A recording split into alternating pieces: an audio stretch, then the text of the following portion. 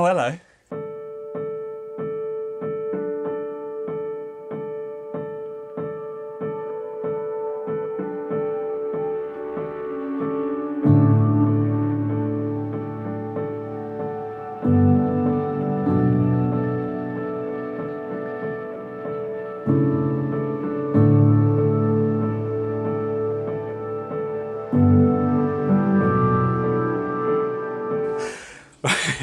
Okay, first of all, to start with, we're branded, so that's great.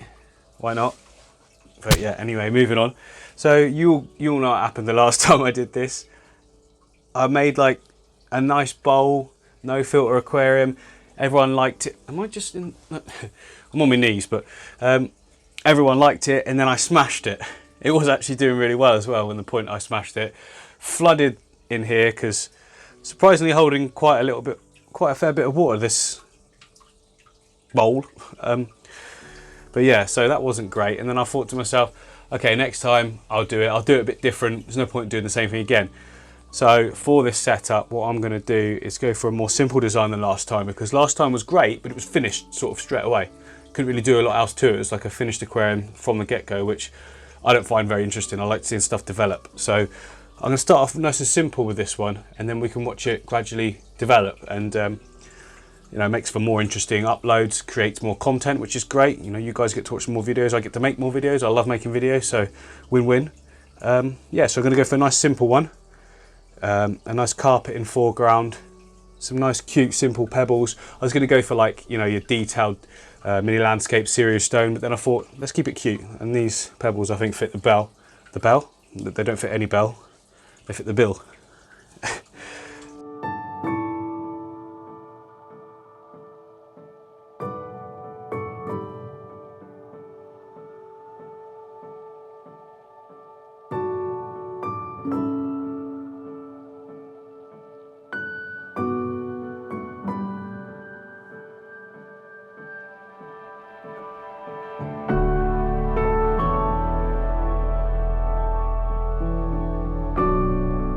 So, right, let's just have a look at everything we've got.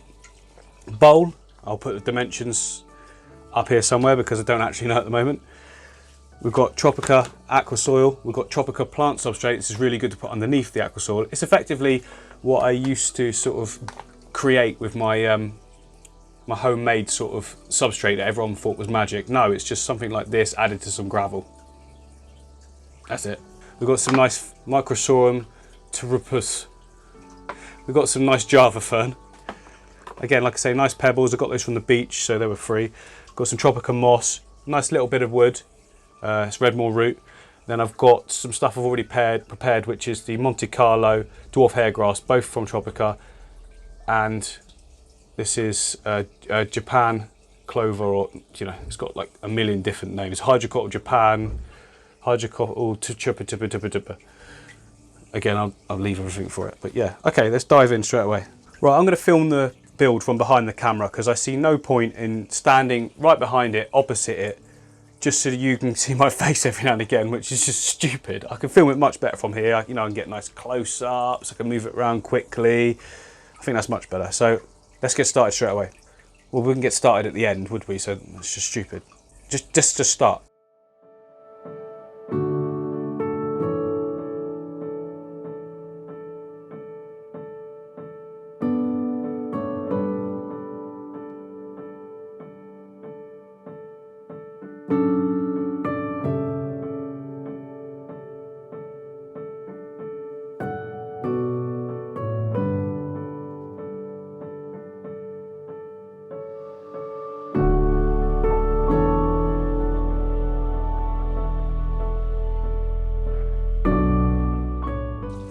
Okay, so that's the initial substrate in at the bottom, the aqua soil on the top. Nothing complicated about that so far. I don't really need to be chatting through that. You saw what I did, easy.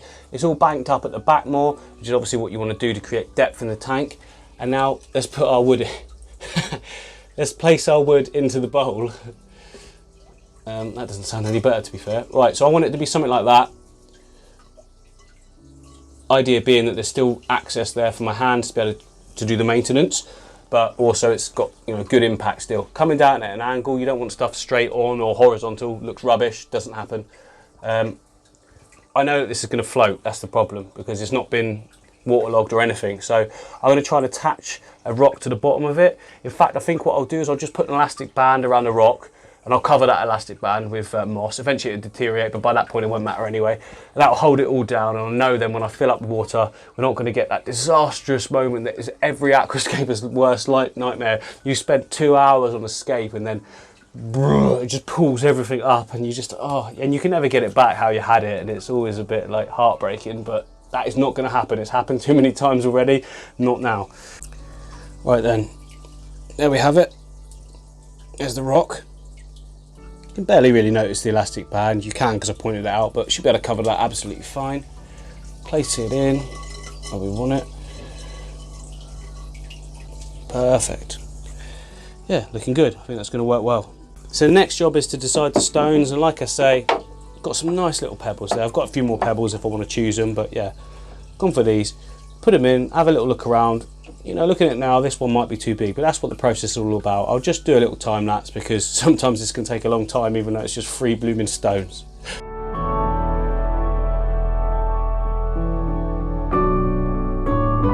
I thought it was going to take a long time, but I just put them in and I'm done. I'm happy with that. Like, you're not really going to notice them massively once what I've got planned all grows in, but you will still see hints of them, and I think that's, you know, that's a really good shape there.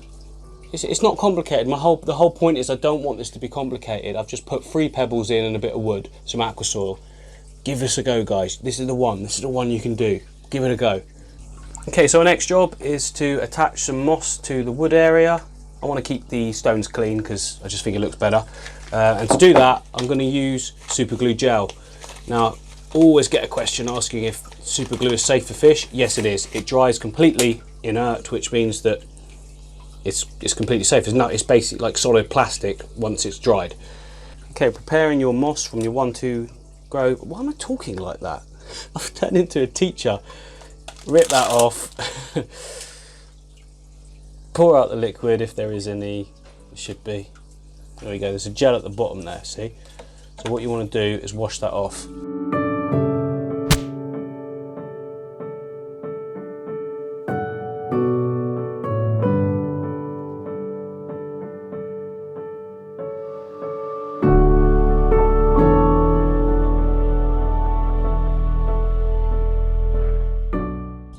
Okay, next job will be for our foreground plants. I want to put them all around this area here and the sides, I think, as well, and just keep a nice compact little stem plant area at the back.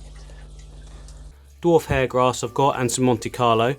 I like to plant my short plants like dwarf hairgrass, Monte Carlo into dry soil. I just find it so much easier.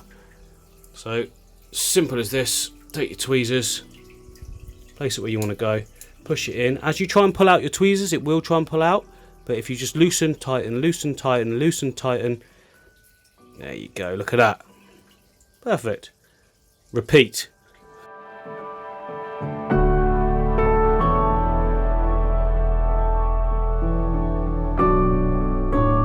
So for reference, guys, I've used about 2 pots of the dwarf hairgrass, the 1-2 grow, for this amount here, and 1 pot of the Monte Carlo. So you can see you get quite a lot for your money. There's probably about 12 quid's worth of plants, but it's still a good coverage. You know, I think that's worth it. I'd spend that. Well, I did spend that. So the foreground plants, I think, are looking really good. Next, I want to get this nice narrow leaf Java fern into position, which is really easy to prepare.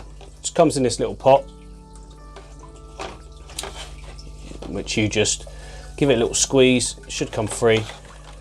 And there's rock wool in 2 halves, so you just pull 1 half off, hold the plant gently and just peel off around it. Should come away. Get as much of the rock wool off as you can from the rhizome of the plant, then you're pretty much ready to, oh no you're not, and then you're pretty much ready to go. Find a little gap in there and we can just place it in.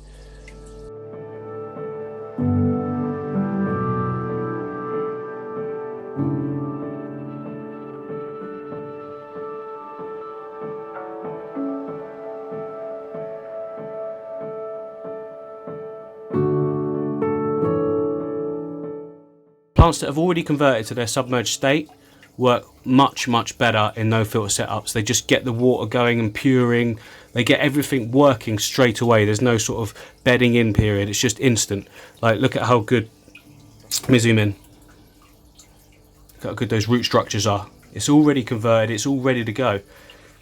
If you don't have these set up like that, it's fine, you can still do it. It just takes a little bit more time for everything to sort of become in balance. Anyway, let's get these in the tank. First of all though, I actually like to fill up my tanks with water to plant stem plants. I just like the way it looks, but I can't see what's going on. If I plant that in there now, they're just going to flop right over. I can't really see where they are, how they're falling and whatnot. So yeah, get some water in there first, nice and slowly.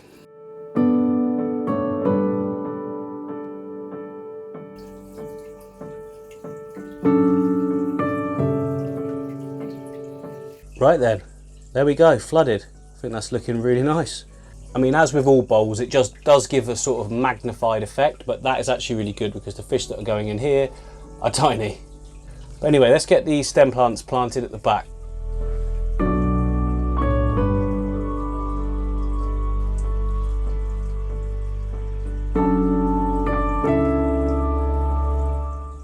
Right guys, well, I've been away for a few days and I've come back and everything is looking good so far. But what we need to do now is just do a nice big water change. Normally I do that on the second day, but obviously I was away for work so I couldn't do it. But you can see there's like a little bit of scum around the top. That's just some stuff coming off of the soil. So yeah, let's get that water changed out and then I can take a look at what I want to trim, what I'm happy with, what I'm not. That moss in the middle looks a little bit too scraggly for me, so I'd like to trim that back a little bit. Possibly trim the background plants down, but maybe not. See how it looks when it's all clean. Whoa, stop. Just realised I've just drained that water out. I needed it in there to trim the moss. So I'm going to put some more back in and then trim the moss. And then you need the water to be able to suck out the moss, because moss doesn't float. It tends to float, like, you know, just fall to the bottom. So yeah, water back in, trim the moss. I can then drain the water and in doing so, pull out the moss, if you like.